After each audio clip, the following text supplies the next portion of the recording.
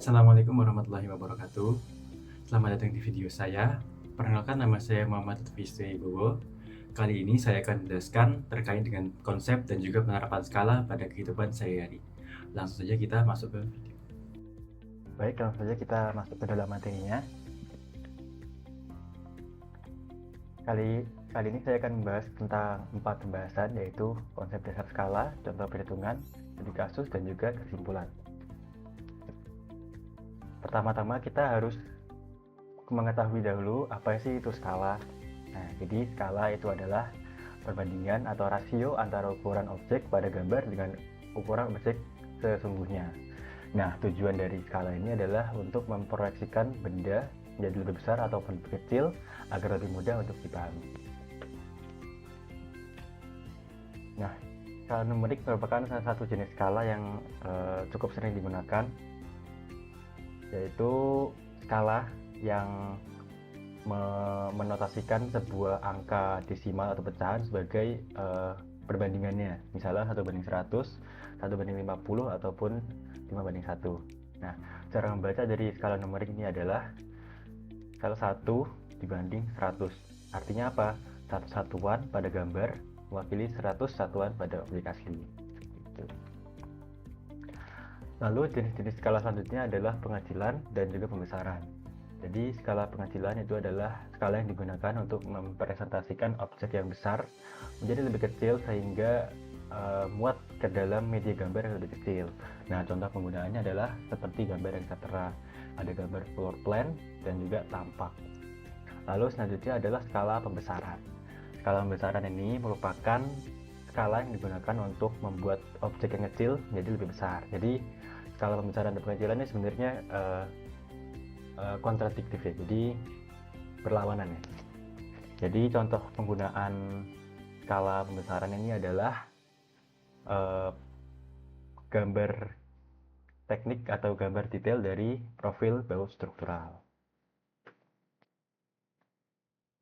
Selanjutnya adalah rumus dasar skala. Nah, skala ini biasanya di rumus skala biasanya disederhanakan dengan menggunakan segitiga yang mana ada JG, S, dan JS, di mana JG mewakili jarak pada gambar, S itu mewakili skala, dan juga JS mewakili jarak sebenarnya. Jadi dapat disimpulkan bahwa rumus dasar dari perhitungan skala adalah jika kita mencari JG, kita perlu mengalihkan S dan juga JS. Jika kita mencari JS, kita perlu membagi JG dengan S, dan juga untuk mencari skala kita perlu membagi jarak gambar dengan jarak sebenarnya, seperti itu. Lalu selanjutnya adalah contoh perhitungan skala. Nah, tadi kan kita udah mengetahui nih rumus-rumusnya kira-kira seperti apa. Lalu kita selanjutnya akan lanjut ke contoh perhitungannya. Nah, untuk menghitung ukuran sebenarnya atau JS, kita perlu mengetahui terlebih dahulu skala dan juga jarak pada gambar yang diketahui. Nah, pada soal ini skala yang diketahui adalah 1:100 dan juga jarak ruas jalan pada peta adalah 8 cm. Nah, berapakah jarak sebenarnya ruas jalan dalam kilometer? Nah, caranya adalah tadi ya, untuk mencari jarak sebenarnya kita perlu membagi jarak gambar dan dengan skala.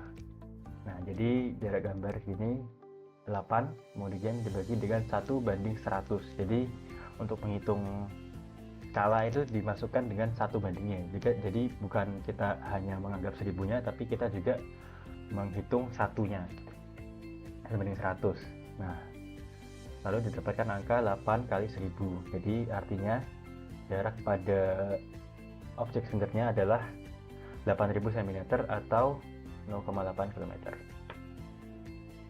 Lalu selanjutnya menghitung untuk ukuran pada gambar atau JG ya, jadi yang kita bahas sebelumnya.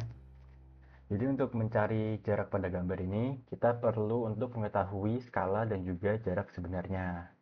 Jadi pada soal ini seorang insinyur memodelkan sebuah gambar profil baja dengan panjang 12 meter dan skala 1:50.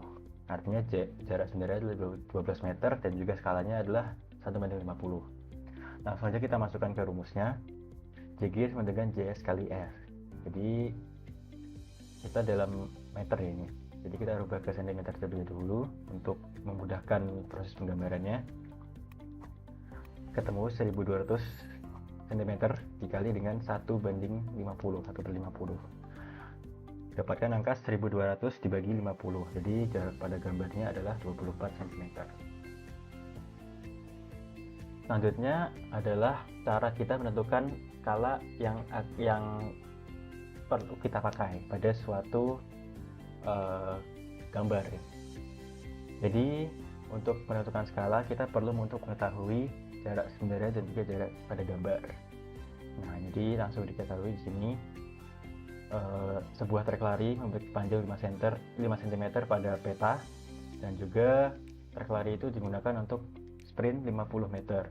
Berapa skala yang digunakan pada peta tersebut? Jadi untuk mencari skala kita membagi jarak pada gambar, jadi ini 5 cm dengan jarak sebenarnya 50 meter, atau kita samakan satuannya adalah 5000 cm.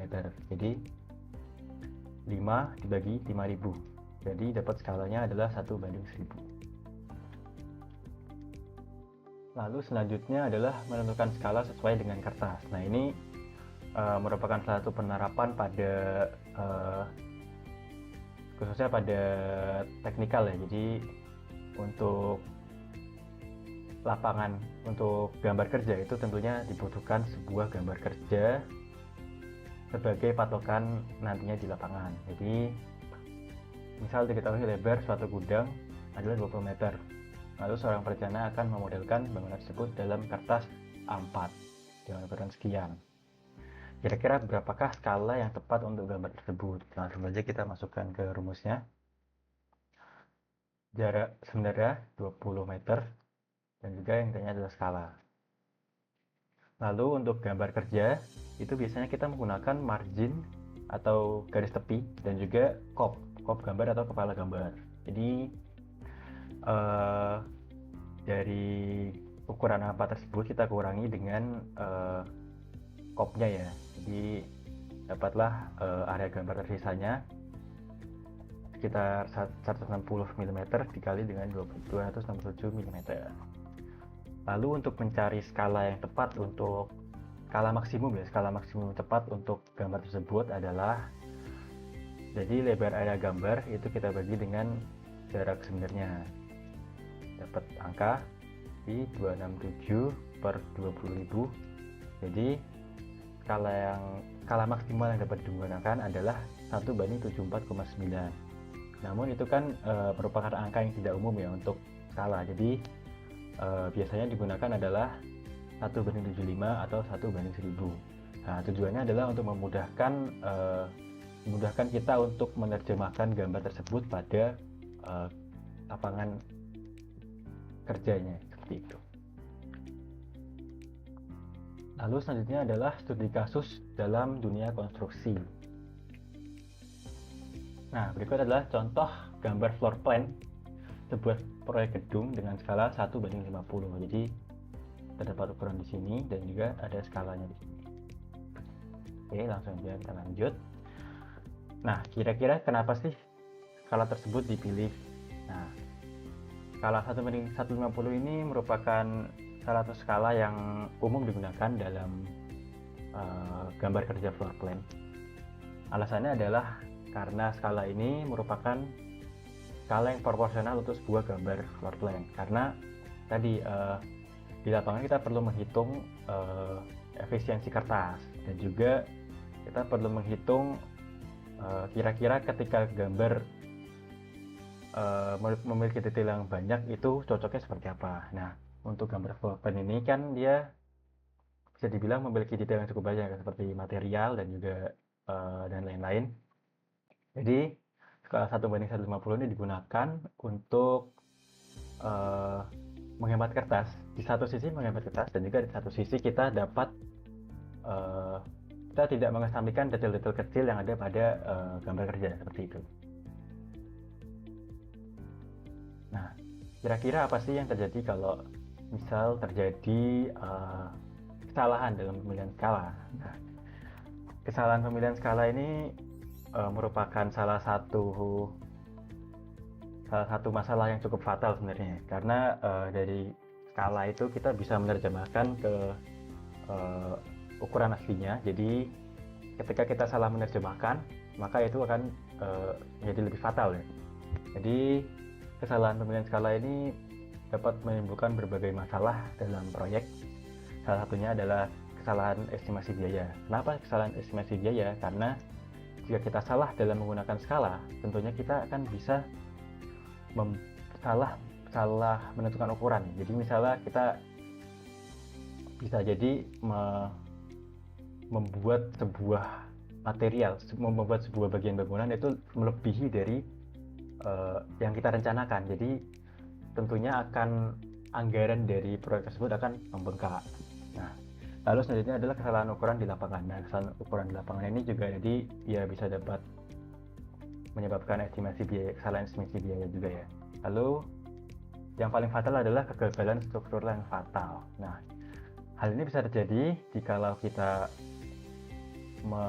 salah dalam menggunakan skala dan terdapat kesalahan ukuran pada baik itu balok maupun kolom struktural ya. Jadi nantinya desain struktur yang kita rencanakan itu tidak bisa berjalan pada objek sebenarnya gitu. Nah, kira-kira apa sih hubungan skala dengan ketelitian pekerjaan lapangan? Nah, tadi seperti saya bilang bahwa skala itu merupakan penerjemah ya antara gambar kerja dengan objek aslinya. Oleh karena itu, penggunaan skala itu sangat penting untuk diperhitungkan ya. Jadi tujuannya adalah untuk menghindari kesalahan yang fatal pada sebuah proyek. Lalu yang terakhir adalah kesimpulan. Nah, kenapa sih pemahaman skala sangat penting dalam proyek konstruksi? Nah, jadi seperti saya bilang ya, skala itu merupakan bahasa antara perancang dengan pelaksana. Jadi seorang perancang itu dapat merealisasikan idenya dengan pelaksana. Jadi jika seorang perancang tidak bisa menggunakan bahasa dengan pelaksananya, nah itu akan bisa berakibat fatal ya. Lalu selanjutnya adalah membantu efektivitas proyek. Jadi penggunaan skala dan pemahaman skala yang benar itu dapat membuat proyek menjadi lebih efisien dan efektif. Kenapa? Karena itu tadi kita dapat menghitung ukuran eksak dari misalnya suatu kolom atau suatu balok dan lain-lain. Jadi tidak akan menyebabkan berbagai masalah dalam proyek. Lalu yang terakhir adalah mencegah terjadinya musibah. Jadi penggunaan skala dan pemahaman skala dengan benar ini dapat menghindarkan dapat menghindarkan kita dari musibah. Kenapa? Karena tadi kita bisa menghitung ukuran eksak ya. Jadi struktur yang seharusnya kita rencanakan itu dapat berjalan dengan baik di bangunan seperti itu. Nah, apa sih risiko teknis dan juga finansial jika terjadi misinterpretasi skala? Jadi ya, misinterpretasi atau kesalahan pembacaan skala itu bisa mengakibatkan kegagalan dalam konstruksi, baik itu kegagalan material maupun yang terburuk adalah nyawa. Itu karena itu tadi, dengan skala kita bisa menghitung ukuran eksak dengan yang kita rencanakan sebelumnya. Lalu selanjutnya adalah kesalahan dalam estimasi biaya. Estimasi biaya ini bisa menjadi lebih efisien dan efektif jika lebih akurat juga jika kita bisa menghitung secara eksak ya masing-masing ukuran pada suatu bagian bangunan. Baik, sekian dari saya. Mohon maaf jika ada kesalahan. Assalamualaikum warahmatullahi wabarakatuh.